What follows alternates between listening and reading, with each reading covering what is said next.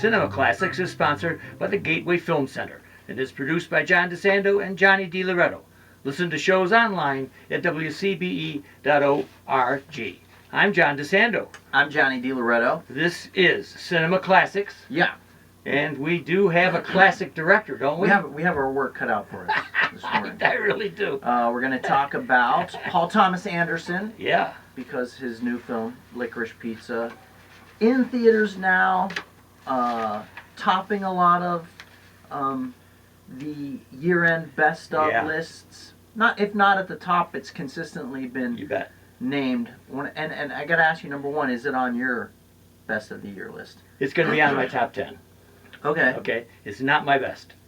I wasn't hot about it when I saw it because I thought it was going to be. I thought it had me just a little bit flummoxed. I expected maybe something more Wes Anderson-like than Paul Thomas Anderson-like. How about you? Yeah, it's the one thing that Paul Thomas Anderson continues to do is surprise. Yeah. His movies each have a very unique feel and texture to them, as did this one. He has worked in the past with some of the greatest actors in Hollywood history. Daniel Day-Lewis, Philip Seymour Hoffman, Joaquin Phoenix. Yeah. And so here he is doing something, really light, and it feels light. It feels airy and breezy and set in the 70s, and he's got an obvious nostalgia and love for the period and place of the movie. But the cast is headed up by two unknowns, right, and unprofessional actors. Philip Seymour Hoffman's son, Cooper Hoffman, and then this young woman, Alana Haim, who is like I guess she's like in a rock band or something. Right, she's a band leader, yeah. She's a performer. But so I don't, all told, at the end of the movie, I'm enjoying it. I'm smiling. I love the little observations and whatnot. But after the end of it, I think I was left a little bit cold. Well, he's had a fascination with the valley, with the San Fernando Valley, and Magnolia comes to mind immediately. Right. And I think he captures something of the spirit of that time. For sure. Yeah. And I wanted, as an aside, you're reminding me, his favorite contemporary actor is Bradley Cooper. Okay. Okay. And how do you know that? Read it. Okay. He said that. Yeah. And yet this is the only time they've really worked together. Yeah. And he's only in it for this little... But, Seymour Hoffman, of course, was one of his favorites. So it's his favorite. And he's worked with Joaquin Phoenix twice. Boy, he has, yeah. Inherent Vice. Yeah. And The Master. But he said that he would love, this is a direct quote, well, I'd really love to work with Robert De Niro because he's still the most talented actor out there. Wow. Huh? That is really interesting. But this is your thesis. The guy's all over the place. He's got interests everywhere. He's a really fascinating director, especially well, let me segue into this part of the conversation. Do you recognize this filmmaker as one of the great American filmmakers of the last 20, 25, 30 years? Yes, I think if you give me 10 slots, okay, I think he's in there. Yeah. Does he have the Spielberg, Scorsese heft? I don't think so. Interesting. Yeah, I think he's light. He's good at light. However, then all of a sudden I'm thinking of his There Will Be Blood. Yeah, There Will Be Blood. Right. What about The Master? Yeah, and The Master. Yeah, right. So right away I'm confused as to who he is. I can't get the identity down. It's interesting, right? He creates these very unique experiences, and that's what they are to me. That's what they feel like.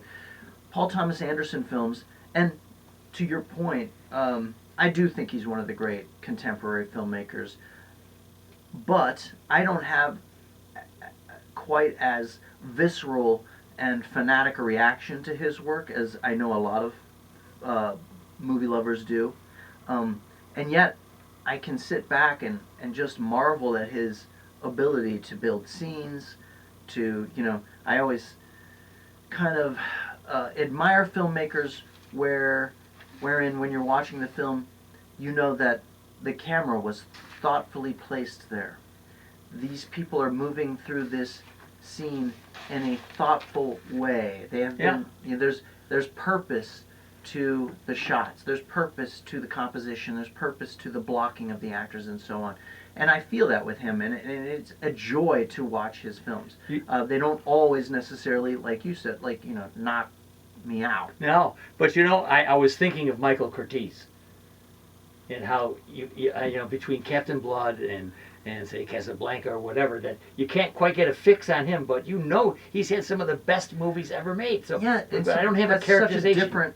There's such Michael Curtiz, I think a lot of people would argue, was not an auteur the way this guy is.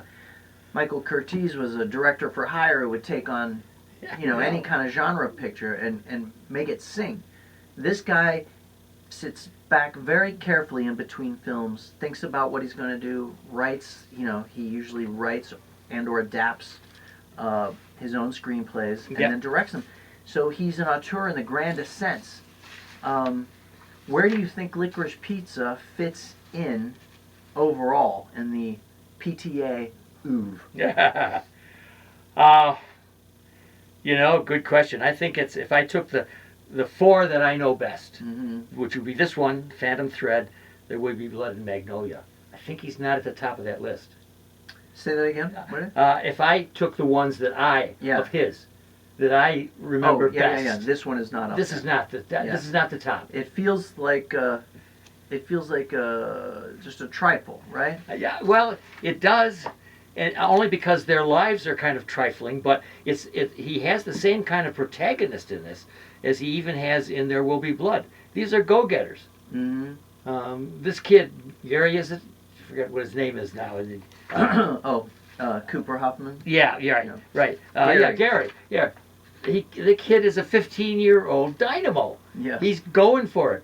And here's this girl who isn't traditionally beautiful, but is beautiful. Mm-hmm. What a lovely woman she is. Yeah, and he goes for her. Right, and he is not any great shakes in the looks department either. Very normal-looking guy. I know, and I love Anderson. Close-ups, the guy's got pimples. He doesn't bother.